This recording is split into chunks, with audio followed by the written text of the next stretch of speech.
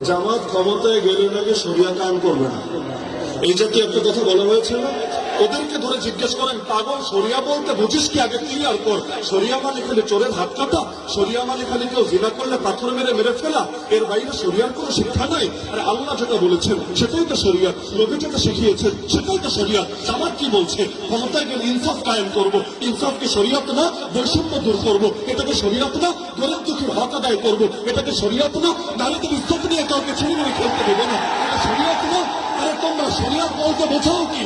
শরিয়াত বলতে বোঝাও কি? এমনকি তারা যে প্রলোভন দিচ্ছে, ক্ষমতায় গেলে তারা শরিয়াত কায়েম করে উল্টিয়ে ফেলবে।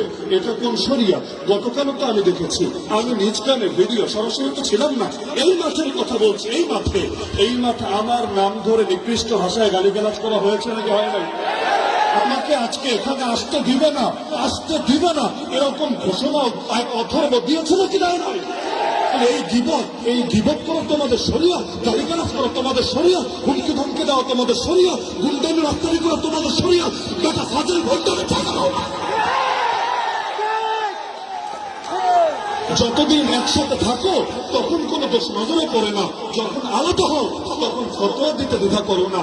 মনে রাখবেন, আমরা ফতোয়াকে বিশ্বাস করি, কিন্তু ফতোয়া দিয়ে কেউ যদি ইসলামের জাগরণ, বাংলাদেশ পন্থীদের জাগরণ রুখে দিতে চায়, আমরা তাদেরকে সুযোগ কিছুতে দেব না।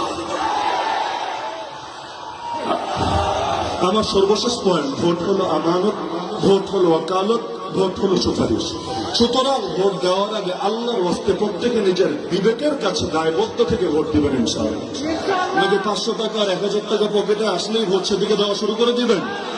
কেউ যদি টাকার বস্তা নিয়ে নামেও, ইতিমধ্যে হয়তো নেমে গিয়েছিল, টাকার বস্তা নিয়ে নামলেও যদি আপনাদেরকে 500-1000 দিয়ে বলে এটা হাদিয়া দিলাম, ভোটটা আমাদেরকে দিয়ে দিও, আপনি মাথার মধ্যে রাখবেন, হ্যাঁ হাদিয়াই যদি দাও, ঘোষণা হাদিয়াই যদি দাও, হাদিয়া দেওয়া সুন্নাত, হাদিয়া নেওয়া সুন্নাত, কিন্তু হাদিয়ার তো বিনিময় হয় না।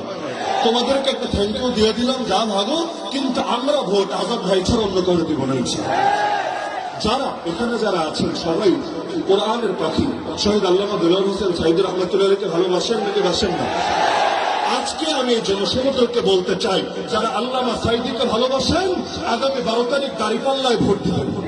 যারা আগামী প্রধানমন্ত্রী ডাক্তার শফিকুর রহমানকে ভালোবাসেন, আগামী 12 তারিখে দাঁড়িপাল্লায় ভোট দিবেন। যারা কওমি অঙ্গনের সবচাইতে বলিষ্ঠ কণ্ঠস্বর শেখুল হাদিস এবং শেখুল হাদিস আল্লামা মামুনুল হক সাহেবকে ভালোবাসেন, তার প্রতিনিধিত্ব একটু আগে বলে গেলেন হযরত ওবায়দুল কাদের নদভী সাহেব, আপনারাও দাঁড়িপাল্লায় ভোট দিবেন।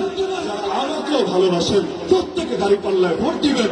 দাঁড়িপাল্লা ইনসাফের প্রতীক, দাঁড়িপাল্লা ন্যায়ের প্রতীক। দাঁড়িপাল্লাকে জয়যুক্ত করলে ইনশাআল্লাহ আগামীর বাংলাদেশ চাঁদাবাজদের হাতে যাবে না, পুলিশের হাতে যাবে না, টেম্পো স্টাফদের হাতে যাবে না। আল্লাহ আমাদের সবাইকে 12 তারিখ বিজয় অর্জন করে বিজয়ের মিছিল করতে করতে ঘরে ফেরার তৌফিক দান করুন। আজকে সর্বশেষ দিনের সর্বশেষ নির্বাচনের জনসভায় এই আলাপটা আমি রেখে গেলাম, এবং পরবর্তীতে আসবো সেটা মিষ্টি খেতে ইনশাআল্লাহ। বিজয়ের মিষ্টি খাওয়াবেন ইনশাআল্লাহ। মিষ্টি খাওয়ানোর জন্য যেটা করা লাগে সেটা করে দেখিয়ে দিবেন। আল্লাহ সবাইকে তৌফিক দান করুন। আসসালামু আলাইকুম ওয়া রাহমাতুল্লাহি ওয়া বারাকাতুহু।